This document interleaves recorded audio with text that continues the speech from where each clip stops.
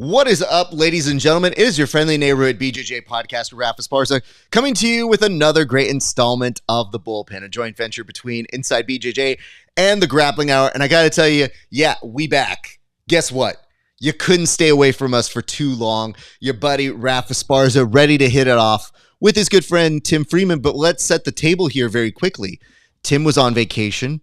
Your boy was out in Vegas getting some content. Maybe you've seen some of it for the PGF. If you haven't, go visit their website. The good stuff, yours truly. The other stuff, probably still very good from other people, but you can kind of tell which ones are ours. If it has like the border kind of like this, that's our stuff. We just, you know what it is? We need a logo. So if any of you guys are good at logos, reach out to your boy, Rafa Esparza. But that's just part of the stuff we're doing here. And then I also produced Subversiv this weekend. So I said, what better way to celebrate doing all of those things than to get back here and do a show. So I'm excited to get back here and chat with you guys. And I'm also excited to talk with my good friend. Camera focus back on me. Bam. Okay. Not the background. This guy. Let's check in with our good friend, Tim Freeman. Tim, how are you doing? Good, sir. It is great to see you back and alive. Man, it's great to be here. I spent 10 days out on the West Coast, going from Northern California to Southern California. I had a great time seeing the homies at 10th Planet Stockton, seeing the family, going to a wedding, went down to San Diego, got to train out at 10th Planet Oceanside with the homies out there, Gio Martinez and the crew, made it back safely to Nashville. And the one thing I was looking forward to this week, it wasn't going back to work.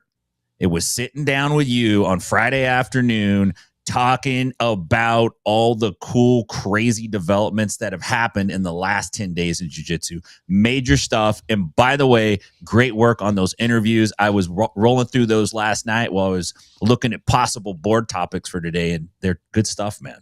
They look fantastic, too. Thank you, sir. Turns out things look really good if you go to a castle. Can I get one of those? Yeah. You know, just anywhere. Just get a castle and see what happens to the backdrop. You know, listen, we want to thank Zoe and all the great people from the PGF for letting us do our thing. We have so much content that we're dripping it out. So right now we're in the process of showing you the footage of the guys who made it. So 12 out of 20 of the athletes from the PGF made it to media day.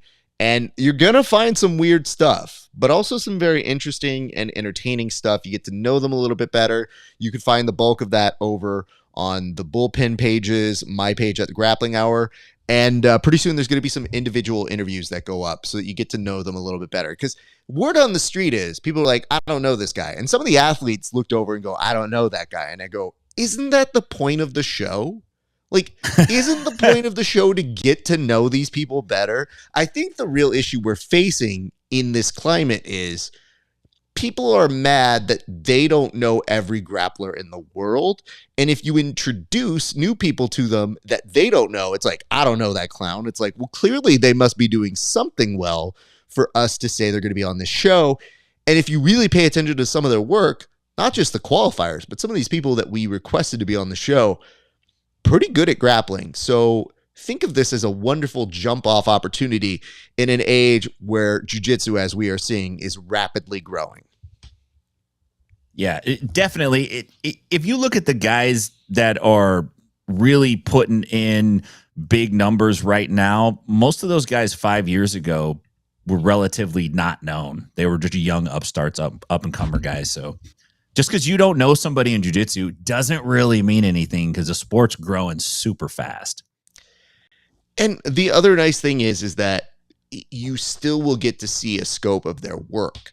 So you're still going to get to see them have like 15 some odd matches where you'll get to see them grow, do big things, and they're going to become characters. And one of the things I really emphasized when I sat down and talked with each of the athletes was, are you prepared to become a character on screen? Because when you're a character on screen, you're not necessarily just an athlete. You're somebody that people put into their stories. And some people even have parasocial relationships with. So they're like, oh, this Mike John, he's a clown. I could beat him. His guillotine's not that great. And I got to tell you, you're mostly right, except for the fact that his guillotine is pretty good. So what you kind of develop at this point is a relationship with these people that you've never met, but somehow are very mad they're on there instead of some of your other favorites. It's very strange.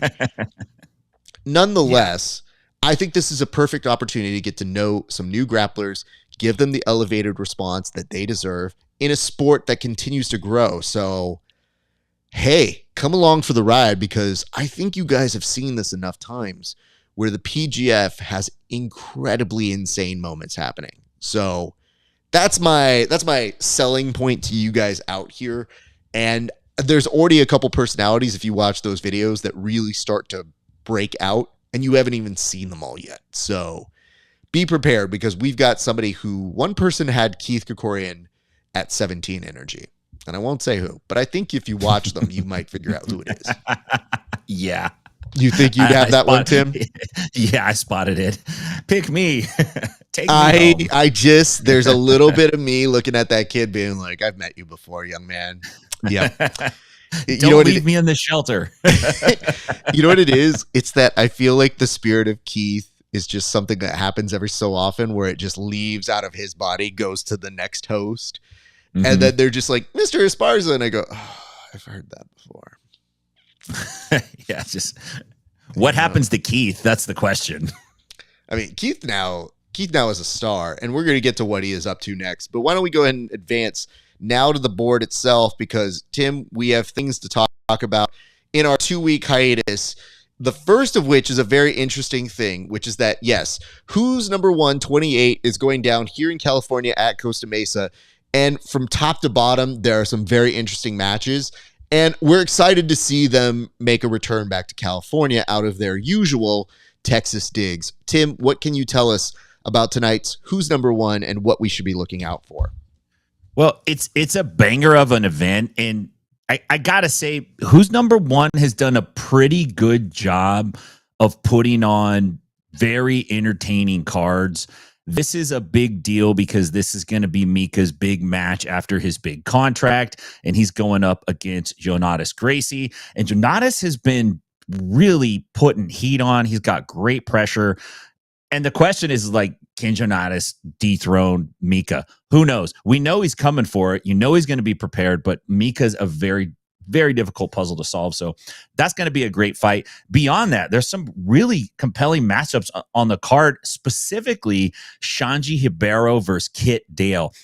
I really want to see this because Shanji is very much kind of thought of as, and this is not like diminutive, but it's old guard, right? That's like the last guard that just the previous generation. He's right at that point, I think, where people view him. Obviously, he's Hall of Fame.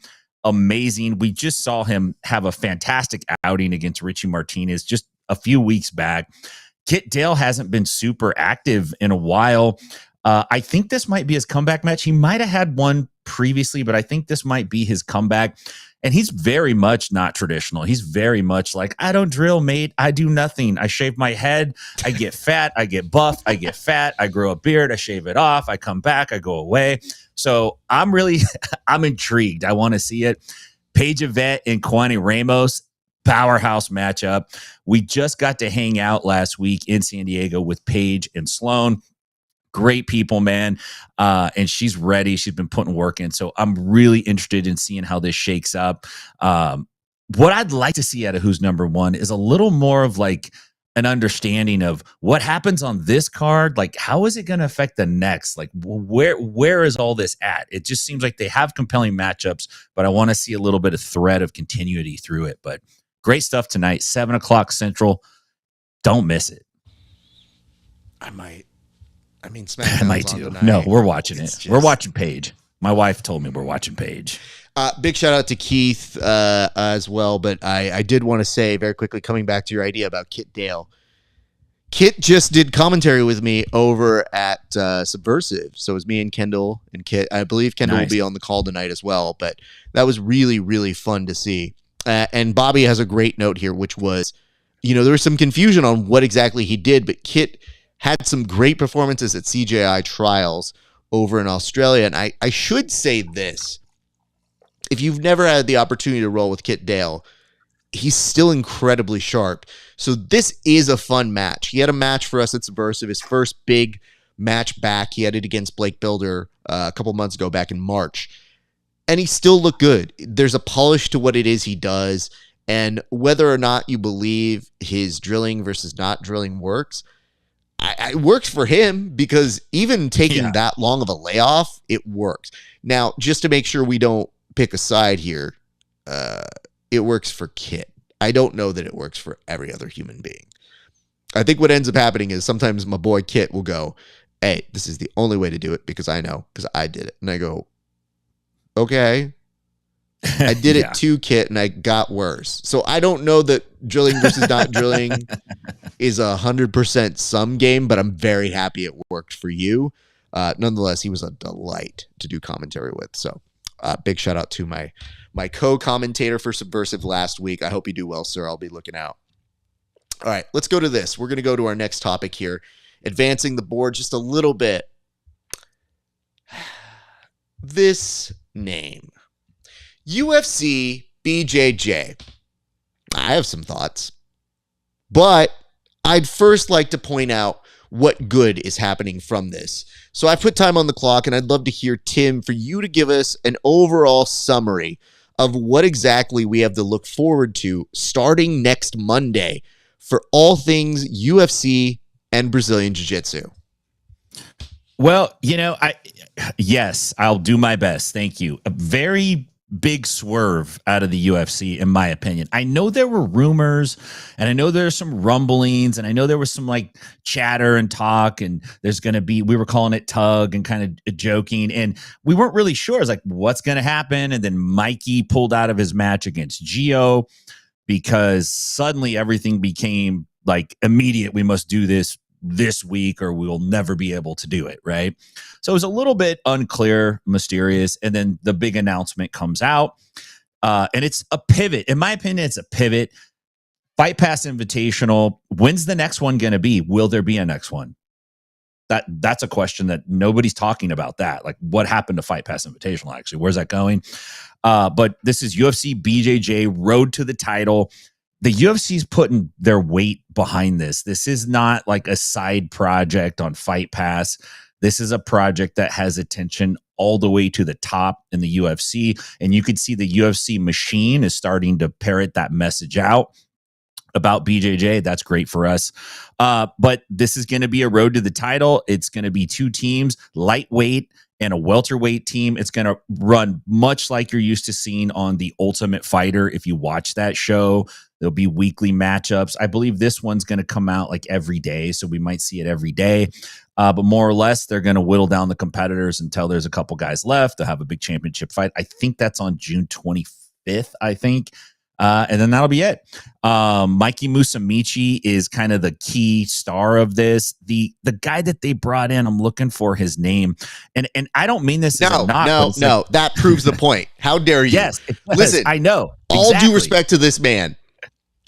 We don't know who you are, and you don't know who I am. So this is a two-way street. The difference is the UFC didn't try and put this face in the middle of everybody and say, this is the coach. Also, if you put me as a head coach, you'd be like, I don't know that I make a good match with Mikey. Is it that hard to find somebody for Mikey Musumeci? And the worst part is, I again mean all due respect here. Some of the participants in there are more well-known than that human being. I think it's a huge upside. A huge upside for that gentleman. I'm sorry, all due respect, I don't know that man. I'm trying to figure out here how we convey getting so excited for Gio versus this man, Mikey Musumeci, who we know, and saying, get excited for this as a Fight Pass Invitational match. Then saying we have to rush production because, surprise, even though the very well-documented and well-established week that is International Fight Week, that is months in advance, didn't happen out of surprise. If you were trying to reach that week, you had months to do it. You made this announcement back in September. Grapplers will literally show up in a heartbeat. And you told us there's an urgency. We have to drop the match that you made us get excited for, which was Gio versus Mikey. Then when you do that, you put up another dude and you're thinking, well, it's got to be somebody big that they got. And it's somebody who I don't know. Okay, that's maybe on me. But he's well known for his IBJJF credentials, not exactly his no-gi credentials, which begs the question, title shot? Okay, I can take that journey too. The issue I have is, then you have somebody like Gio saying, why wouldn't you just make me coach? And that's maybe on a given day, not that important of a question, but the fact that you were going to promote this fight is now the main question. Why didn't you tell us this marquee guy who may be not the person you're looking for as a regular competitor in UFC BJJ, not somebody you would have had as a coach against him? It just, too many red flags, too many insane things. If you're talking about a better matchup, maybe he might be a better matchup for Mikey, but I don't see the evidence for it. And we could all be wrong here, but we will not be wrong on the name marquee value, because in that regard, they're putting up 3 titles is what they're saying. So it's the bantamweight that Mikey and him are fighting for. And then they have 2 other divisions, and that's the 8-person brackets that they're constructing. So they're trying to basically award 3 championship belts in one night. The YouTube starts daily, starting next Monday at noon. So when they say this is rushed and they had to cut that match, there's a lot that makes me wonder about the rollout of UFC BJJ and all of the rumors and conjecture, all the stuff we've heard about Gordon and Craig, and Gordon won't give Craig the time of day. Okay, bye. Then you look at the idea of Craig versus anybody else. Okay, they're not interested in that. Now that's why Craig's going to start trolling you. Okay, move that out of the way. Mikey versus Gio. I mean, if you weren't really interested in selling us it as a match, why wouldn't you then take the extra plunge of just making them coaches? So it just shows me the amount of faith they didn't have in this. But all of these things to say, I'm very excited for the people they did pick. There are a handful of people, Tim, who they have picked in these divisions. Can you identify who those people are and maybe tell us why we're more excited for those matchups than we would be for their current bantamweight title? Oh, yeah, absolutely. We just talked about Keith Krikorian. All around amazing human being, a guy that you and I have literally seen go from like blue belt to amazing competitor black belt and really put the work in. So if anybody deserves to be there, Keith deserves to be there. Gianni Grippo, again, another guy that's a workhorse, always shows up, always puts out. We got Josh Cisneros, another big name, 2024 ADCC bronze. Carlos Enrique, 2023 No-Gi Pans champion. And of course, we got some CJI 1 vets. We got Andrew Tackett, Jason Nolf, Andy Varela, Davis Asare, and then we got some PG. We have Mr. PGF himself, Elijah Carlton, the bad boy of the PGF, and I'm happy for Elijah. Hell yeah, Elijah! Congratulations to you, sir. I think you deserve to be there. I'm glad that you're there. Aaron Wilson, another friend of the show, Nathan Haddad. So, or Haddad. I think it's Haddad. I always mess your name up. He changes it every time. We know that. I feel like it's a game he's playing with us, you know. Pretty soon he's going to say there's no D's in my name. You're all saying it wrong. But yeah, so some big names, right? And no disrespect to the other coach. But man, you know, Harrison Gabriel's the coach. It was rushed, and it feels like it was actually disjointed from anything that had to do with Fight Pass. It almost just seems like it was a whole nother thing that just came in. And there's no word from Gordon. Like, Gordon was part of this, and now Gordon's not part of it. My speculation, and I will speculate, I don't care, is that there was some kind of falling out or contractual dispute between Gordon and the UFC, and it might have slowed everything down. And maybe they felt like they had to pull the trigger with PGF coming up, CJI's coming up, Fight Week's coming up. There's a lot of things going on, so feels a little odd, but I don't think they care if the jiu-jitsu community loves it. I think what they want to do is put this out in front of the mass crowd and see if they could pick those off, because the mass crowd doesn't know Harrison Gabriel from Mikey Musumeci. They're just two guys on this new grappling show. So we'll see what happens. Okay. I'm glad you presented it like that, because I have some issues that I would like full camera for. I love you, Raph. UFC BJJ. What does that sound like? Why does that sound so like a combination of two things, where it almost seems like you spent no time putting just another acronym in front of another acronym to create one mega acronym? Where have I heard this before? Think. Oh, I know. Would it be WWE BJJ? Who came up with that? I don't know. Wait, hold on. I'm sorry. Is it me? Because I think it's me. Fun story here, people. So years ago, because we saw the overlap of jiu-jitsu and professional wrestling, we came up with an acronym called WWE BJJ. We did it as a gag, and every year we do some series of silly videos at a time where jiu-jitsu, and I know it's hard to believe here, kids, didn't have a sense of humor. Now, you get all these people who do fun videos, but back then, you did a fun video and people were like, damn, these guys don't take the sport seriously. And the idea was, yeah, we kind of don't. Because really, it's pajama wrestling if you really break it down. But nonetheless, we wanted to have a good time and show the emergence of jiu-jitsu in a pro wrestling world and how they can kind of be overlapped. Now they're essentially one and the same, especially if you see a lot of these guys try to cut heel promos in our sport, and yikes. Nonetheless, we've always done it as a gag. So imagine my surprise when, after all these rumblings of, man, you're going to see jiu-jitsu in the world of the UFC, I said, that's amazing. I'd love to see them platform it. What did they call it? And someone told me UFC BJJ. And I said, I'm sorry, excuse me, what? So I'm trying to figure out here, do I sue them? Do I pretend to sue them to get a job with them? Do I do nothing? Because there is the UFC machine. I don't know. I'm trying to figure this all out for myself. I just know that name sounds oddly familiar to your boy, who has well-documented people who have been doing those videos for a number of years. And, I'm kind of amused by this. And somebody asked me, they're like, well, what's so bad with the name? And I said, we did it as a gag to try nothing.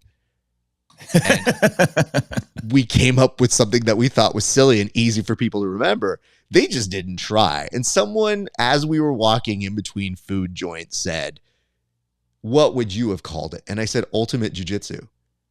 And then they stopped and they go, shit, that's pretty good. And I was like, do you see why I'm good at this? Do you see how literally in 2 seconds I did the same thing I did when creating WWE BJJ? What are my demands? I don't know. Give me free tickets to wrestling events. I think that's it. Yeah, that's it. You guys are all one and the same. Listen, before you do the thing, because it's only inevitable now that TKO owns all these things, cut your boy in on it by giving me free tickets to pro wrestling. I don't even know if I want UFC tickets right now. I'm going to be honest with you. Some of the cards, But I will tell you this. I wish you well, because you are giving a voice to a lot of my friends, and these guys are incredibly talented people that we have either platformed on our channels between myself or Tim. We've seen their matches. We've commentated their matches. I have to give credit to whoever their matchmakers are, because they really did pick a strong pool to begin this with.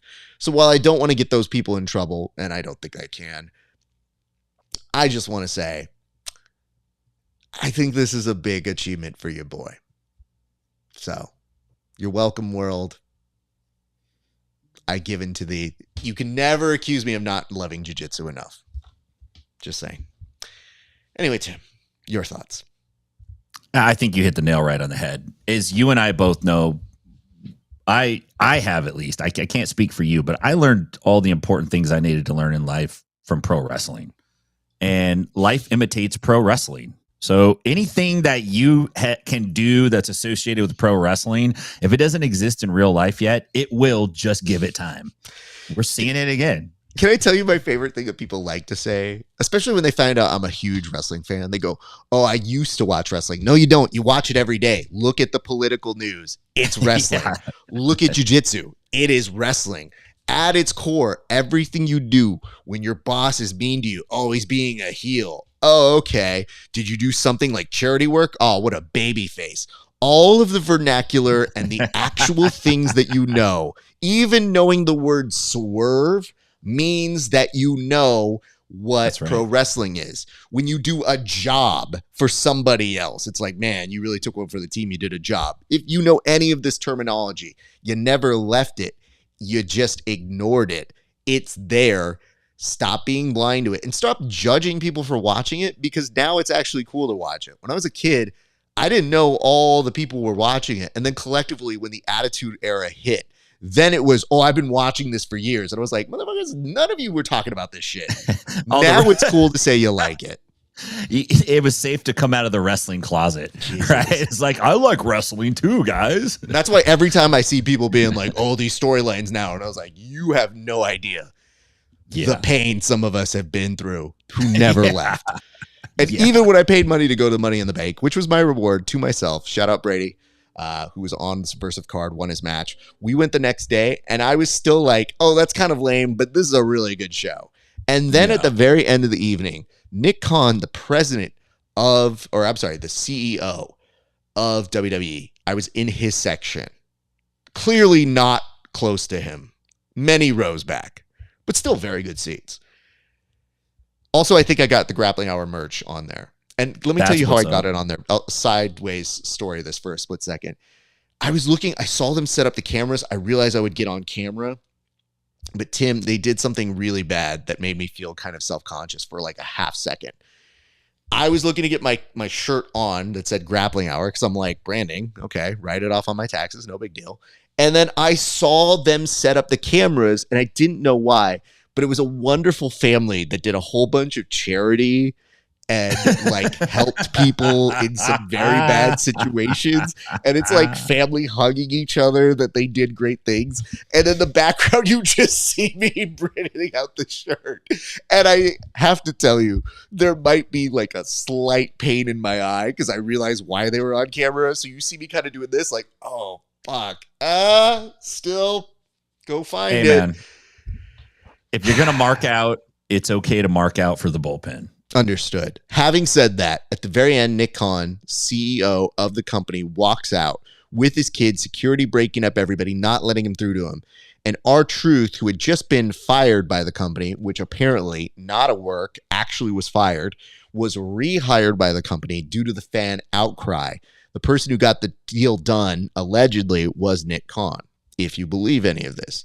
Nonetheless, Nick Khan, knowing all of this and what the dirtbags are saying online, walks out and goes, what'd you guys think of that return? And literally just schmoozing with people on his way out. Not fully committing to one conversation, but like talking to the crowd as a whole. And I go, damn, that's a power move. Look at that, man. That dude's on the charm offensive.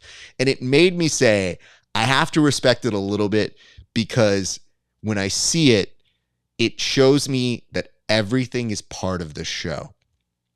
And to me, even when this dude is walking out with his kids and security's telling us don't get anywhere near him, he's interacting with us.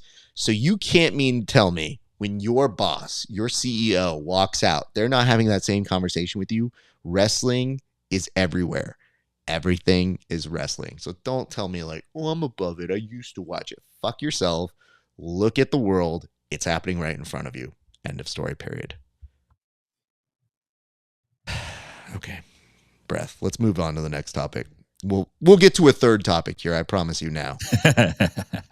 All right, moving on. Craig Jones Invitational Dose is really starting to take wind. We know a lot about the teams, and we're even finding out that a number of these teams have released almost all of their slots. I think in a future episode, we'll go over all of them with diagrams. But for right now, Tim, what can you tell us about the latest developments for the Craig Jones Invitational? Well, you know, it seems to be a couple things. One is they announced the women's tournament. It's going to have $100,000 women's tournament. Helena Crevar is the first female athlete who's been announced to be part of that. Fiona Davies did take a little bit, like she kind of took a dig at Craig and said like, okay, yeah, you got a girls tournament, but we basically had to like take you out to the woodshed to get you to do it. And Craig responded back with like, well, put your money where your mouth is then. Like, if you want to do it, put your money up. Let's do it. Which, yeah, just justify it, I guess. Business is business, right? But this is a dope thing, man. $100,000 separate women's division. Helena Crevar has got to be one of the favorites to win that. So that was one of the big announcements. The other thing was basically Craig kind of firing back to the UFC. And I told you guys a few weeks back that this was Jiu-Jitsu World War, that it had started and these shots were being fired, and it's Flow and it's PGF and it's CJI and it's UFC. And people are like, oh, you're being dramatic. I'm not being dramatic. That's what's going down. It's amazing. You should be paying attention. So Craig fires back and Craig goes, listen, man, that ring design you're all using for UFC BJJ looks an awful lot like the one that I have 17 patents for. I don't know if he's going to take legal action or if he even could. I'm sure the UFC has an army of attorneys on hand, but they kind of did take the format, and I would be salty if I was Craig. For sure. Oh, wait, Craig, can I get in on that lawsuit with WWE BJJ? Because if that's the case, I think if I come in at the bottom of that lawsuit, I have a lot more like creative. What is it? I didn't get a patent for it, but I literally have established it's been around for about 9-10 years. Oh, whatever.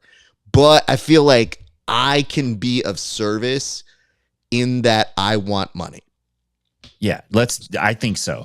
And I'm actually kind of feeling like I'm the one who invented bowing before you get on the mat. I saw a bunch of those guys doing that. And I think I need a service charge every time somebody bows before they enter the mat. So, So, Craig takes a little pot shot at that. And he actually called out Musumeci a little bit. And Musumeci kind of waffled around and said, like, I like the best ideas and we take the best ideas and everything is everything. And I love everybody. The Tackett brothers kind of got involved a little bit in the crossfire with Andrew Tackett was explaining why they think UFC is a better deal than CJI.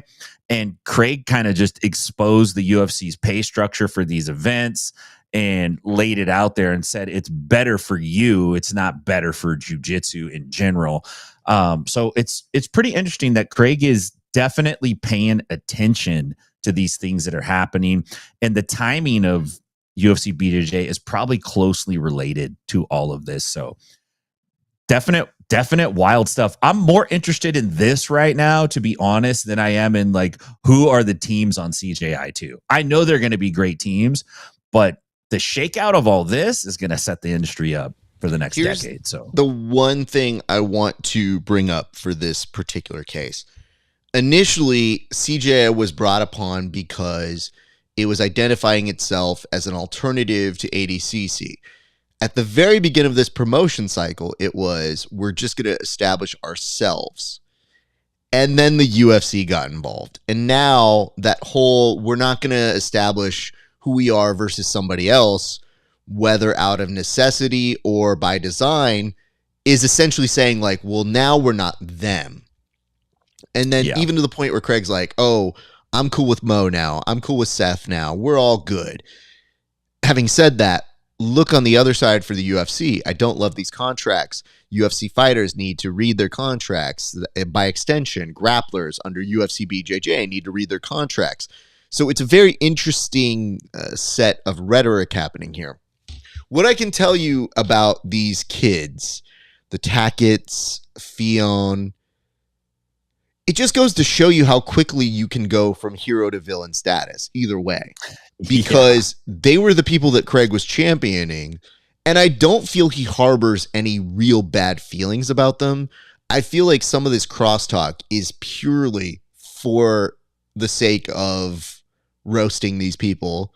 And, there is some bad blood, I'm sure, between the UFC and Craig. I do take them at their word to say, there might have been a contract dispute. Maybe they didn't quite figure things out. And this is how Craig yields some power to show him his influence. But from my perspective, I don't think that's the bad part. I think the part that kind of hurts my soul is seeing somebody like the Tackets sincerely tell you why they're doing it and not realizing it's only furthering the argument for Craig. Like, all of these people are trying to give their clear indication of, here's why I do it, and here's why can't we like both. And the real answer is, you don't necessarily have to like both. Like, honestly speaking, it doesn't make you a bad grappling fan to say, like, I prefer this over this. Because what you're doing is you're saying, like, I like these grapplers, or I like this format, or I like this style. We don't know what UFC BJJ is. We don't know how many events they're going to do. They say they've invested a lot.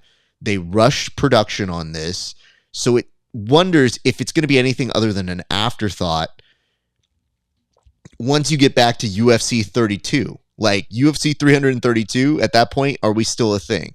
And that's why I think there is genuine room for concern to let them air their grievances. But when I was reading this, and the Tackets were like, why can't we just love everybody? And I was like, well, not just everybody, man. Like, sometimes they aren't good to us. And the best way you get responses, as per pro wrestling, is sometimes you identify that something's not good. Because it might be great for you, but for the rest of the audience, we can see certain arguments. And then guess what? Sooner or later, the crowd gets so loud that R-Truth gets re-signed to the company for real, allegedly. So that is how you yield power as an audience. You can easily tell them you don't like something, and at a certain point, if it's really cost benefit to them, they'll bring back those people. So that is why I think you can get in the comment section and saying, why not Gio? I think that's why you can get in the comment section and say, who is this coach? Respectfully speaking, who is he? And guess what? The best way that coach can really shut us up is if he beats Mikey. If he does that, it makes such a grand statement that sure, it might make some of those comments look foolish, but you can't take away the fact that his following isn't even as big as many of the people who are in that field of contestants for that show. So to me, I think you would get equally criticized for coaches in the UFC on The Ultimate Fighter if you had Daniel Cormier and then the most recent Pans winner from wrestling. I think that would be a fair and logical argument to say, why are we matching these two people up? Because that's what they did for us. And we're such a new sport that maybe it feels like not an offense. But it's a real thing that I say, if you're in the crowd and you feel a certain way, yeah, you should be able to voice your opinion. So get in the comments, let them know the real response. And we're rooting for it, but we also recognize that Craig does kind of have a point when he does all this stuff. I would argue, though, that for CJI, if they really want to see it through, show us what makes you you. Like, hone in on that, go in hard. And if you're one of those participants of the show, just don't say anything. Craig is too good at trolling. It's literally not the same. Many of you are white belts, and it shows. And Craig is a decrepit red belt at trolling. Like, he has been around too long. Yeah. He's using the force against you. Just stay there. Because Fionn, if she's got a great contract, we should all be happy for her. I have no reason to go against her. And she apparently even had the ability to do both in her contract. So I don't think she's dumb at all. And maybe she didn't let those cards out fully. But also, don't be surprised. I've said it before. I'll say it again. The people who look like they're enemies online can quickly become friends if it's good for business. So never be surprised if right now Fionn and Craig are all at each other's ends. But then maybe in a year, they're besties again for CJI 3. Yeah. Just saying. Yeah, you're absolutely right about that. Let's go ahead and move to our next topic, which is PGF Season 8, which is near and dear to us here on this show for a number of reasons. But yes, your boy went out to go do some work. But Tim, I'm interested to hear what is going on in your head about the upcoming season of PGF Season 8. Well, I feel like PGF, when all is said and done, you know, every time they drop something major, something else gets announced behind it, it seems like, and it gets a little bit covered up. They just announced the sell of their first franchise. This is the first jiu-jitsu sports franchise team that has ever sold for a 7-figure contract. The team is officially the New Hope Kings. So New Hope Regeneration, they've been a sponsor of the PGF multiple times in the past, pulled the trigger, bought the team.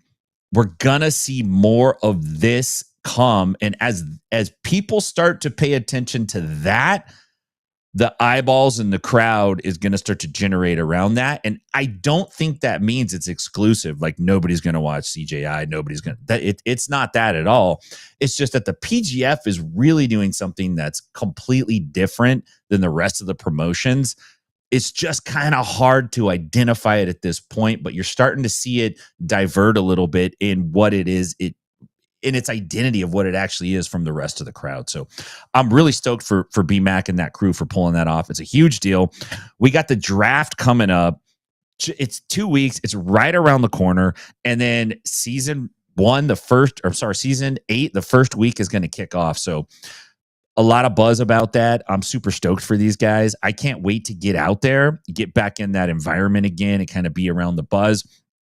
And, you know, this is like a perfect storm if you're a jiu-jitsu fan. You got UFC BJJ kicking off. You got CJI 2 right behind that. And kind of right in the mix at the same time, you're going to see PGF Season 8 unfold right before your very eyes. So a lot of big things going down. If you're not paying attention, man, now's a great time to jump in, get caught up. Dude, Tim, I have to tell you, I was there for that. I saw the contract signing. And, well, I didn't fully get to see it, actually. I was upstairs doing interviews. But I was there for the aftermath, and I got to talk to Kevin from New Hope. Here's what I want to say. I have seen firsthand how much New Hope has done for all of our grapplers and for the grappling community. And it made me so happy to see them leading that charge. So, yeah, what you're looking for with this particular arrangement is, this is the first of a franchise kind. Like, if you look at it in sports, they actually say, like, the most valuable franchise, and they'll mention the Dodgers, the Yankees, the Lakers. Like, they're all franchises into themselves that have their own branding, and some are more successful than others, but they are a big business company. So this is a long-term goal for the PGF, is to be akin to those kind of franchises. So my hope is for the New Hope Kings to follow in those footsteps and create their own sort of brand and do their own sort of thing. And if you've seen the way that they've taken care of their athletes, whether it's from the PGF, from us at Subversiv, like a number of different facets, they just really do care, and they're at all these events. I know because Kevin and I saw each other at PGF Media Day, and we looked at each other knowing we were going to see each other for Subversive, and he's just like, see you in a few days, Raph. And I was like, yeah, bud, I'll be just as tired as you. But they show up. They're doing the same travel, if not more, for their own business and for all these grappling events. It's no surprise to me that they would want to be the first in a groundbreaking deal. So our thanks to them for the support of the community. I'm looking forward to seeing what they do now that they have their own sort of franchise that they can do as they wish with. I think it'll be very, very cool, and watch to see what comes from this. So congratulations to BMAC, Keelan, Zoe, Heather for making this happen, because now we get to see what it really looks like going forward as a professional sport. So definitely looking forward to covering that for PGF Season 8. And just so you know, they did release the roster of all 20 of the people who are going to be on this year's thing. I don't know the alternates yet. And yeah, I'm not sure of the alternates. I think we're going to find out that information very soon. I mean, the draft happens in just a week and a half's time. So we're very close to finding out a lot of more answers of the PGF Season 8. But a lot of good buzz happening that way. And I'm very excited to see who is going to be brought on this season. And just so you guys know, we will once again have pre and post show elements. Now, how that is exactly going to look will change a little bit from the past. We will still be the pre-show. We will still have some kind of post-show element. But just so you know, doing it in 1 week was easier for this crew Spreading it out multiple weeks means you might see it a little bit more remote, but the team here is working hard to figure out how we're going to do that. And you might see us there in person a little bit, but just so you know, we're happy for the athletes. But I'll tell you, my calendar is confused as to what's happening the next 3 months. But nonetheless, currently as it stands, your boy Tim over here, your boy Raph over here, we're looking to be there live for the draft to start things off. And that is going to be on June 25th. So June 25th, your boys will be out there.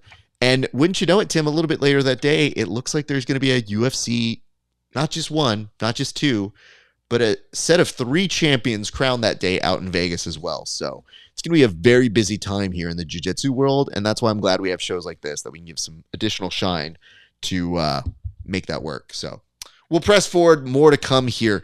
Tim, this is confusing to me, so I just have to let you lead this one because I don't follow him on Instagram anymore. But, like, what are we talking about as a dress code? In this day and age of our Lord, 2025, who is instituting a dress code in the world of jiu-jitsu? It's denim tops, denim bottoms, denim cowboy hats. I don't know, man. This is so Gordon Ryan. He published the Kingsway dress code policy for the new batch of students. I guess they're getting ready to set up. They're getting ready to open up.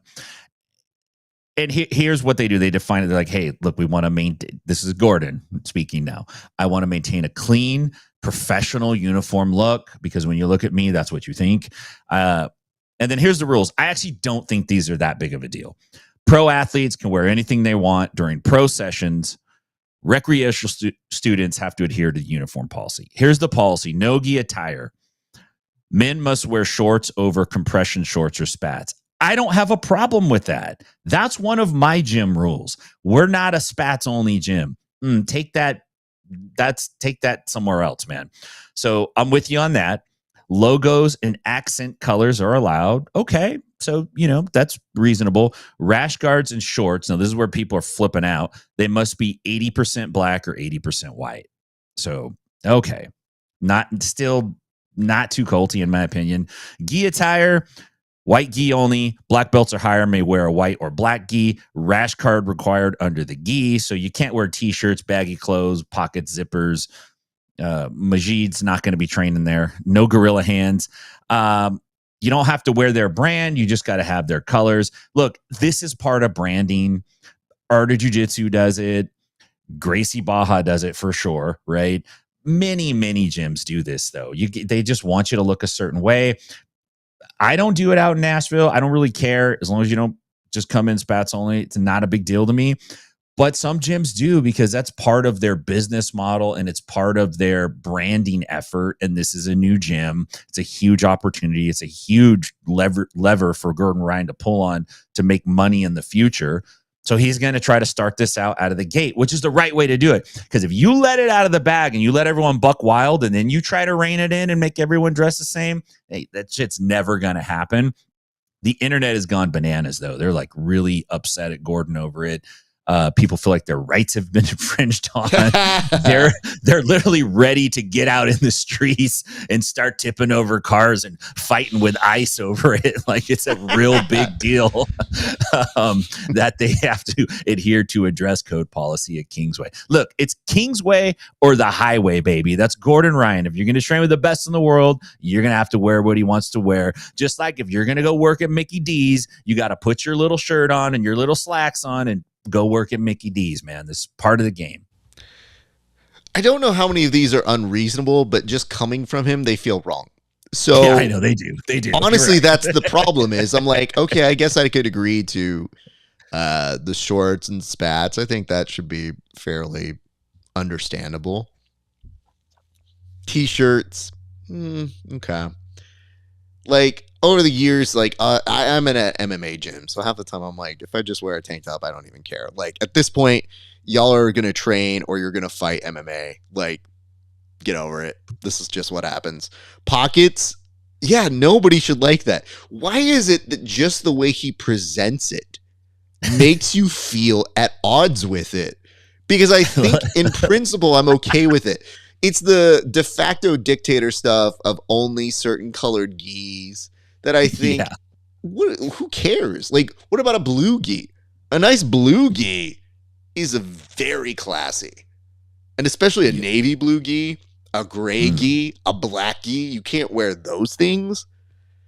That seems just weird. And I don't know, man. The photographer in me says, yeah, it'll make for a cleaner photo, but you know, it just seems like an extra thing. What about those people who don't have gis? Because let's say you're trying to buy a gi and you go, oops, I bought the wrong gi. Well, tough luck. You're poor. Get on out of here. You got to rent one. You got to rent a loaner gi. Good Lord. Yeah, I think I'm just more mad about the gi section. So did anybody have any, you know what?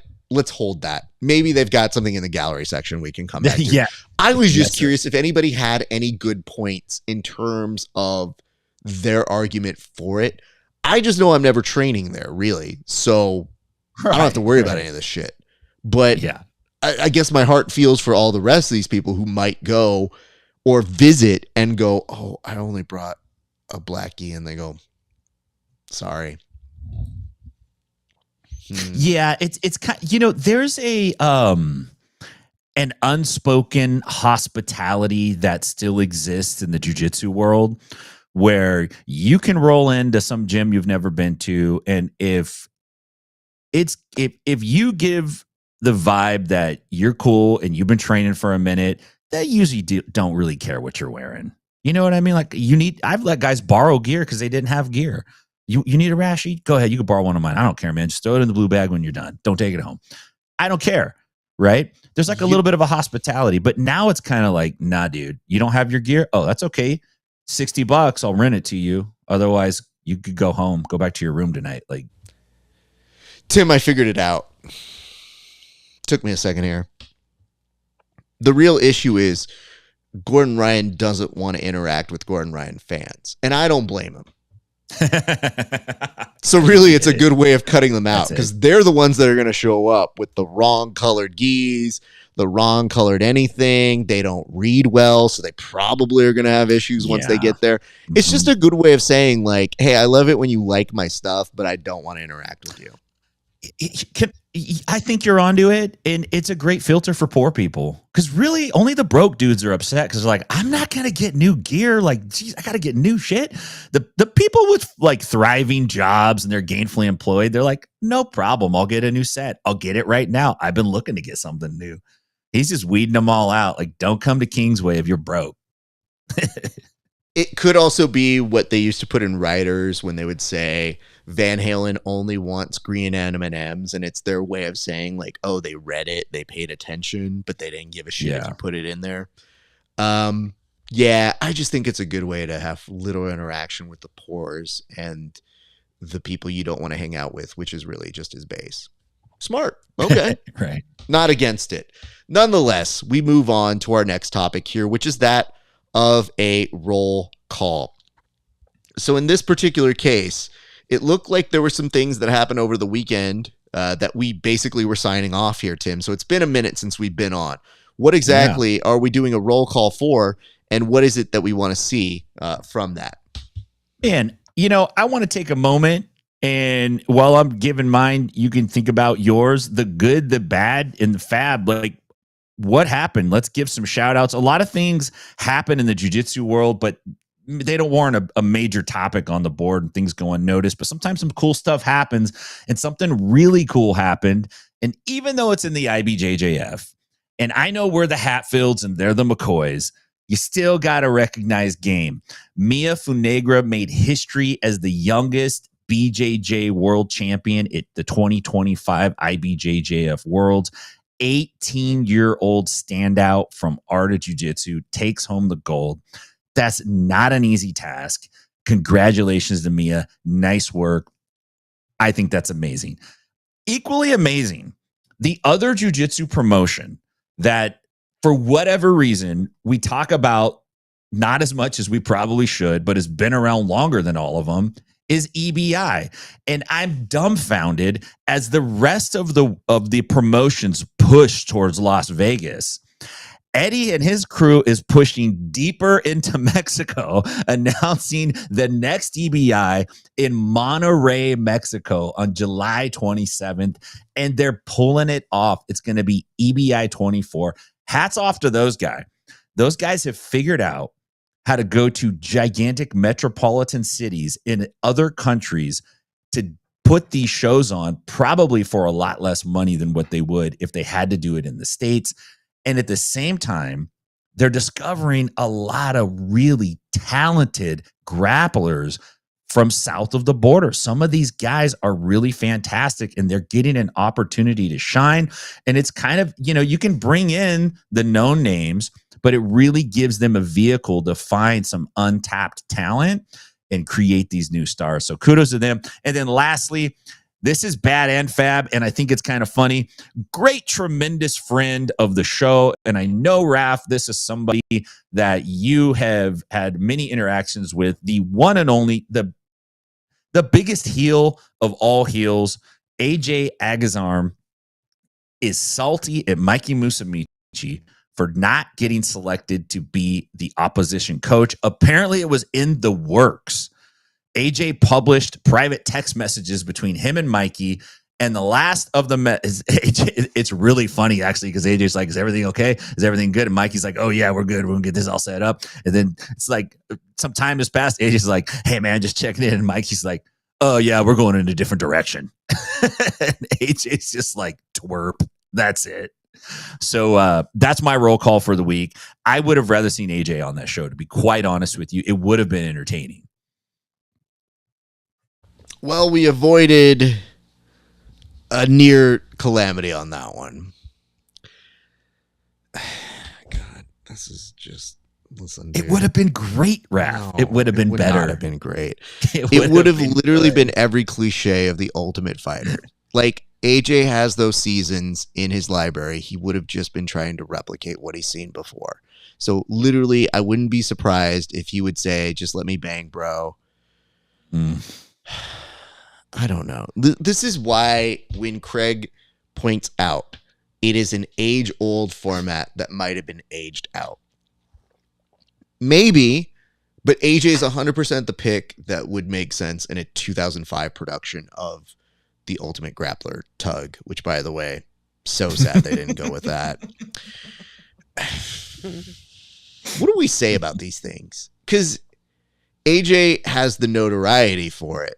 It's just, I don't know how modernly relevant he would be to pushing the sport forward, because he would fulfill a Chael role, but without the wit and entertainingness of it. So that's the problem I have with it. Because the nice part about Chael is, no matter what he does, wink. Literally says the dumbest shit ever. He put a carrot in the bus, wink. I think that's a valuable aspect as somebody who plays the heel and lives that life. I'm concerned here that they even let it go this far.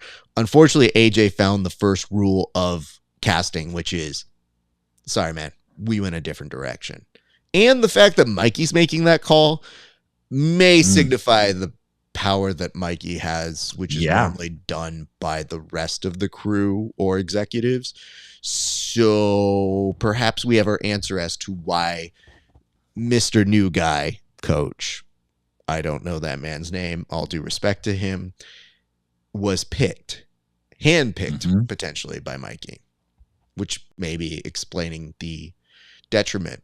Again, maybe there's an upside. If it's a fire match, all might be forgotten, but I don't know if it's gonna be that way.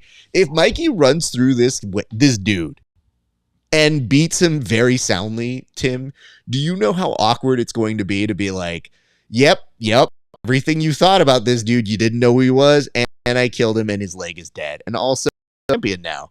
It may not feel super great. So I'm trying from the hospital. Yeah, I'm trying to manage my expectations here. Nonetheless, let's give some shout outs here, good or bad. I'm going to give a shout out good to all my staff at Subversiv. Everybody at Subversiv killed it. You guys were monsters.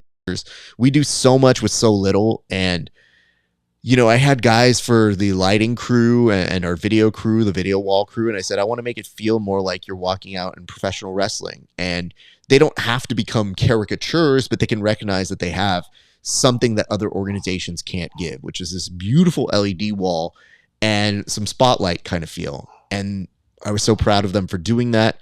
Show was always on time. Our boys killed it. The competitors did great jobs. And by and large, I have to say that's a vehicle that was made possible for my staff. So everybody who was on the Subversiv staff, thank you for killing it. Bad? I don't know yet, Tim. I've expressed my concerns about UFC BJJ, but it's with this glimmer of hope that we can really provide a better vehicle for our sport. And things are going to get way more competitive. So right now, we're only seeing it between Craig Jones and them. It's going to get bigger. The more entities you have in jiu-jitsu, the more competition it's going to get, the more spicier I think people are going to get with each other. So I feel like for right now, it's kind of fun and games, but with the UFC involved, we've seen what's happened to Strikeforce. What is it? Was it the XFL, the Fighters League, or whatever it was? We've seen what's happened with Pride. I don't even know what's happening with Risen or Ryzen. I don't know what to call it. I thought that was a poison. Wasn't that like a poison thing? You know what? And actually, if they rebranded it and they just used RIZZIN, I think it would be Riz because they got too much Riz, as the kids say. So I feel like that's a missed opportunity for rebranding. And then, I would say I don't know that it's good or bad. I just think I'm excited. I think it'll look very professional from the editing standpoint. I think it'll have a presentation that feels good. I wonder if Dana White shows up for more than 2 days. That's a big question mark I have. I feel like Claudia is going to play the role of Dana probably for more than we consider. But if Dana shows up for 3 episodes or more, I consider that a win. But in my head, he mostly shows up and goes, hey, what the fuck are these guys? Oh my God. I remember once I did jiu-jitsu back in 2022, and that was pretty cool. And that was the last time I did jiu-jitsu. So who wants to be a butt scooter? Yeah, I think he's going to be there. I heard he's really, really involved. Interesting. Okay. Yeah. We'll see. We'll see. Hey, if they... You know what? Actually, now that I'm thinking about it, if he's really involved in it, Tim, that's probably where the scheduling conflict happened because he only has so many days. I believe he is a busy man. I believe that he had a window and they said this is the only time we have Dana to film. So if they could do it in 2 days, that's why they brought everybody out that quickly. You're probably right. You're probably right. Solved it. See, can't get anything past this giant dome of a brain. But we'll find out. So we'll be tuning in. Maybe we'll do a little recap here on the show. In some way. You know what I used to do, Tim?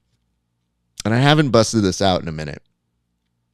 When the Ultimate Fighter was a thing and we were just starting off, I used to do a 1-minute recap with Kevin Phillips of the Ultimate Fighter. And it was to try and fit in as many jokes as we could about it in that 1 minute. And by all intents and purposes, this is the new Ultimate Fighter. So, maybe that makes a reemergence. We'll see. Nonetheless, Tim, we press on. A lot of fun.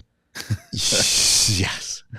We press on now to the fight of the week. And Tim, what do we need to know about this fight? Because I haven't watched it in full, but it seems like some familiar face makes an appearance in here. So what is it we're looking at today? Yeah, this is a familiar face makes an appearance. As you're going to see, yours truly is refereeing a fight that took place on the sunny beaches. Actually, it's very overcast last week in San Diego. Thank you, California. This took place at Carlsbad State Beach. A couple Tennessee boys, we took them out there, had never been to the California coast, and so they got to get in the Pacific Ocean, have some surf lessons. All these kids are wrestling fools. I knew when the shorts are on and the shirts are off, these dudes are going to wrestle. Had the camera ready. I refereed it. Stella recorded it. It was a great match, and I thought, this is perfect. This is perfect. Let's throw this out there. Okay. Well, if that's the case, I have to say, before we start this, Tim, normally we make fun of the people here. I'm a Please. little more hard pressed to make fun of your children. However, These aren't children. Everybody younger than me is a child, so they are children. Nonetheless, you're the dad. I will let you have first crack at making fun of your kids. God bless, and kids, I'm very sorry for this, but nonetheless, here we go.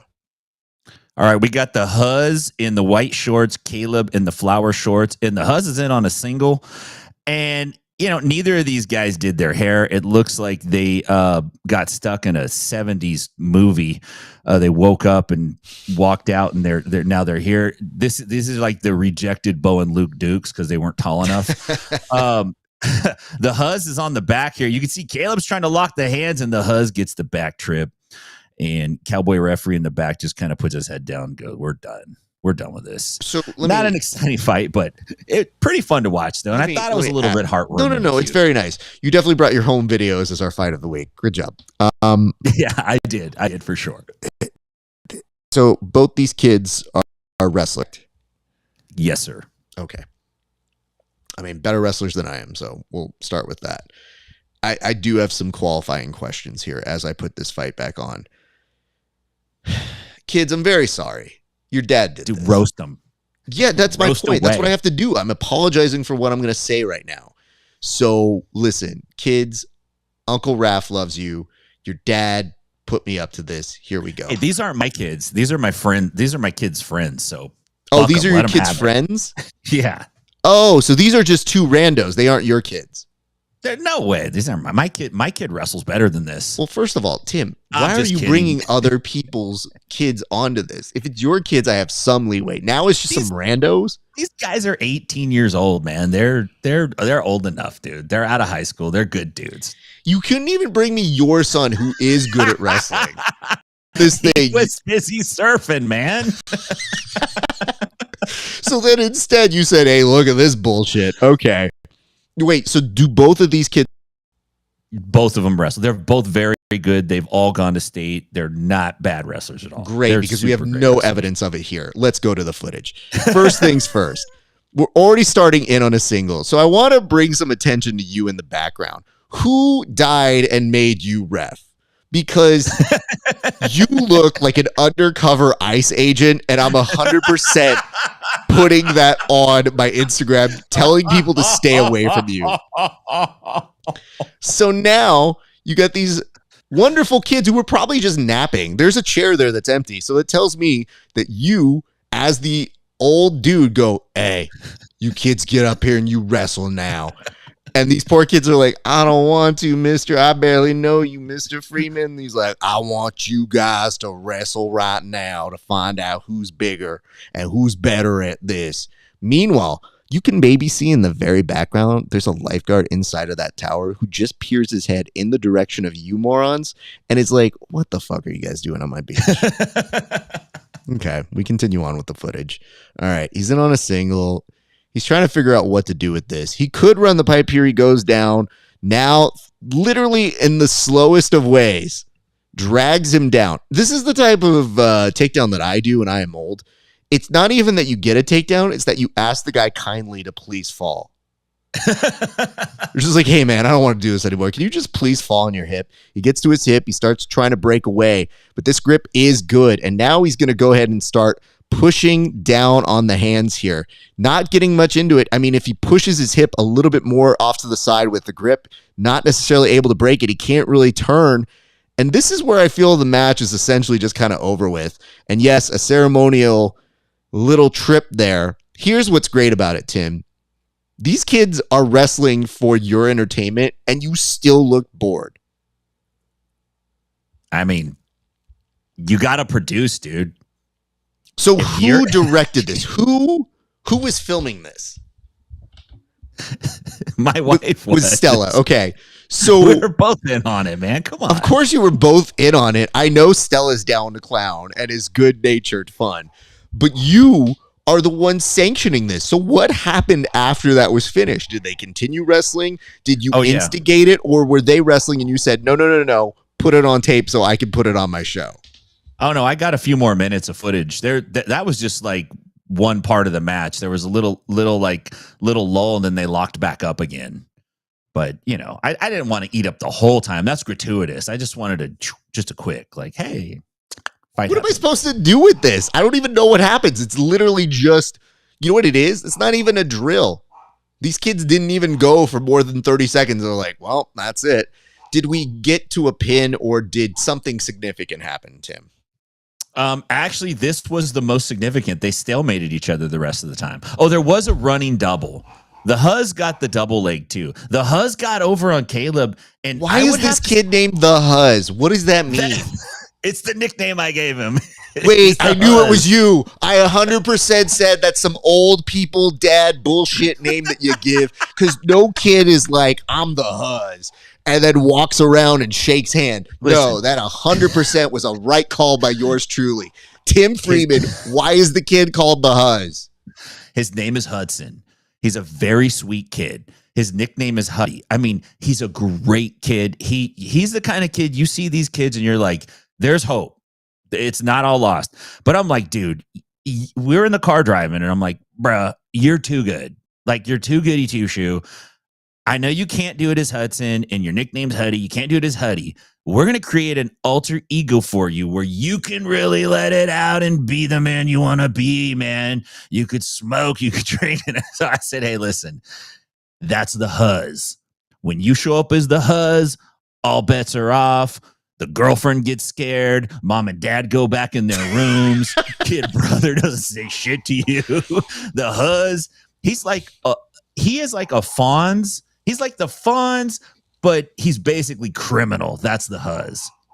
What did the child say back to you about this? He said, I will be the Huz, Mr. Tim. Yeah, because you're probably driving and he wants to make sure he doesn't die. So he just agreed to whatever nonsense you were saying. So then when your son comes back, found out they wrestled, does he want to see the footage? Does he criticize them? Does he tell them they both suck? Like, what happens here? No, he sits down on the chair and goes like, I'm wiped out from surfing. He was kind of the only one that could get up on the board and actually like do stuff. The other two boys are like, dude, we're born in Tennessee, dog. We can't surf. We don't know what that is. Kids. All right. Well, let me just point out one other thing. Just everybody here, you already saw the match once. It is what it is. But I want to point out to you that life just goes on. This is kind of a metaphor for all things jiu-jitsu and wrestling in that it matters a lot to us. But look how unbothered the rest of the beach is by this.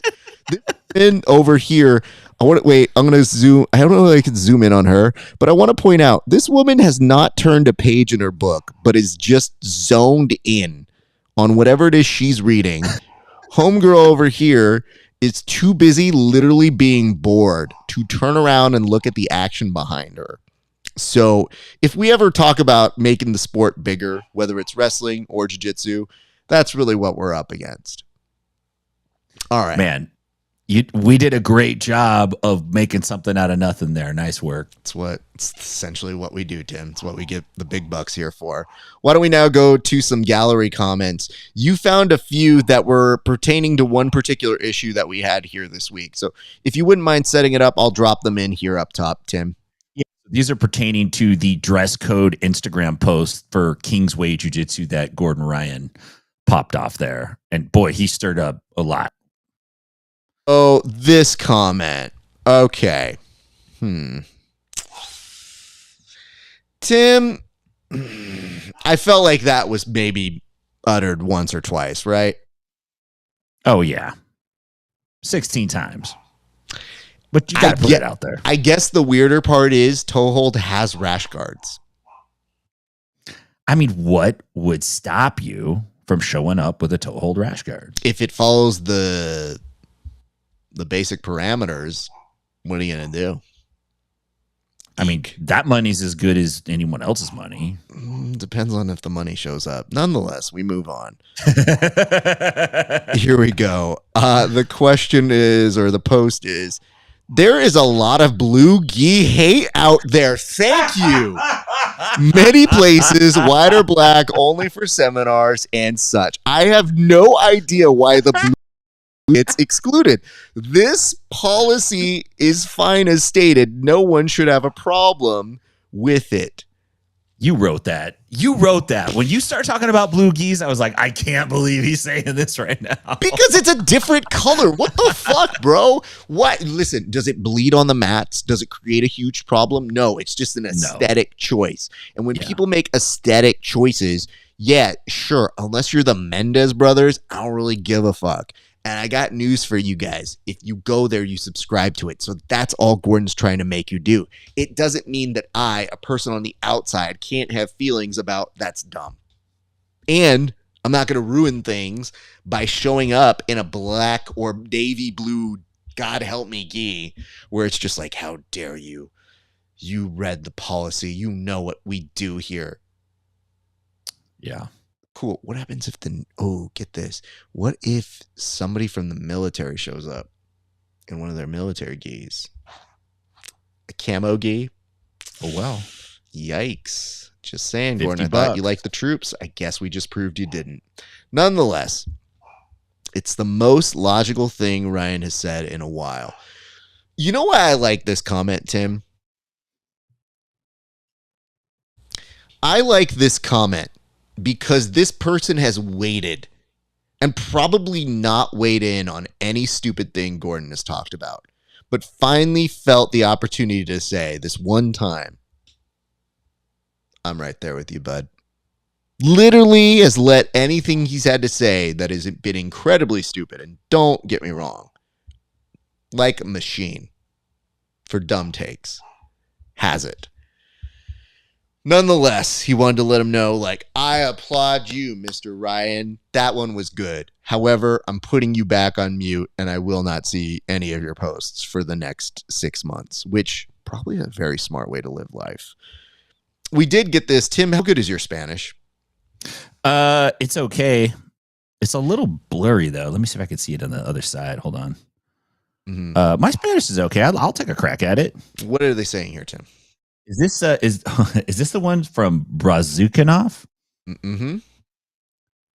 They're saying, I don't know what they're saying. They're saying Alguien tiene para ver un pájaro soy argentino no tenemos. Oh, it's the same guy. He's saying, is there anywhere where they could find it free? He's in Argentina and they have no money in Argentina. So, sir, what are they trying to find for free? I think he's trying to get a Flow link, and I think he thinks we're Flow, which God bless. We have friends at Flow, and we encourage you strongly to find a means to find a distributor that you can watch legally. But I'm also not going to go out of my way to give it to you in terms of the legal stream, because if you need to watch and you need to find it, you do you. You're in a different country. But I just hope that you understand that if that happens and we did it, we'll never be on Flow. And there's always a shot we might be on Flow. So nonetheless, we wish you well in your journey in this life. But he did decide to give us the English version. I just wanted to test yours. Free stream? I am Argentinian. No money in Argentina. So here's just something to understand here. This show is free. So we can't do any more here. Like, this is already free. If you don't like what it is and you're asking, can I get money for watching this show? Currently, still no. Likely never changing that. Nonetheless, we are very blessed to have your presence joining us, and we say thank you. So, Tim, as we close with that, tell the people where they can find you and what is coming up next, sir. Inside BJJ, all your social media platforms. If you're out in Nashville, come see me, 10th Planet Nashville. Go see my boys in Stockton at 10th Planet Stockton. If you're going to be out in Las Vegas during the PGF Season 8 draft, hit me up, say what's up. I can't wait to get out there and see all the homies. Raph, it's great to be back. I can't wait to see you again. It's going to be good times. Great show today, man. Love it. Appreciate you, Tim. I'm going to let you get on out of here. Much appreciation. We will see you guys actually back here next week. In a week, we should say what we're doing. In 1 week's time, we are doing the roast of Kevin Sherrill. A lot of you have wondered, where is Kevin? Where is Kevin? And yes, we actually still don't know. I wish we had answers. We don't. But nonetheless, we decided if he's not here, that's the perfect time to roast him, because what is he going to do? Can't say anything back. Can't try and charm his way out of a joke that we're making about him. and is stalling, and much, much more.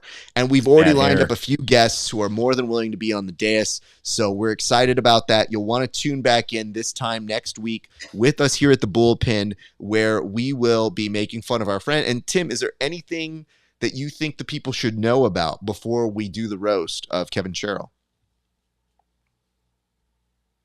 Yeah, Raph, but I'm not sure what we're getting to. Oh, okay. No, I was just going to leave it at, do you have any way to make people tune in for that?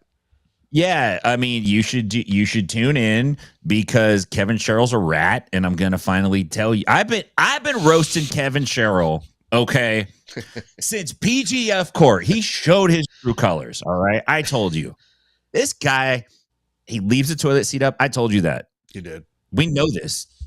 Changes his mind often. Got shitty hair. Okay. Oh, dude, you know what? We have a rule on this broadcast. We cannot attack the hair. That's like the one thing he told us. He was like, literally bring up anything you want. The Daily Stack says, y'all should have Steven on for the roast.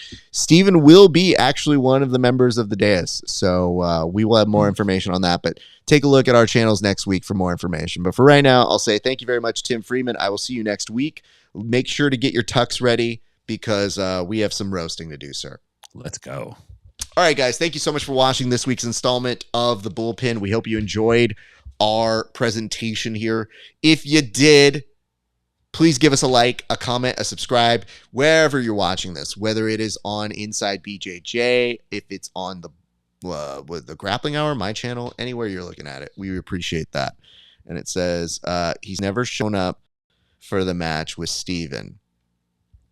Bro, he doesn't even show up for this show. Like, how do you think he's going to show up for a super fight? You have to get a contract with him. This is what we've learned.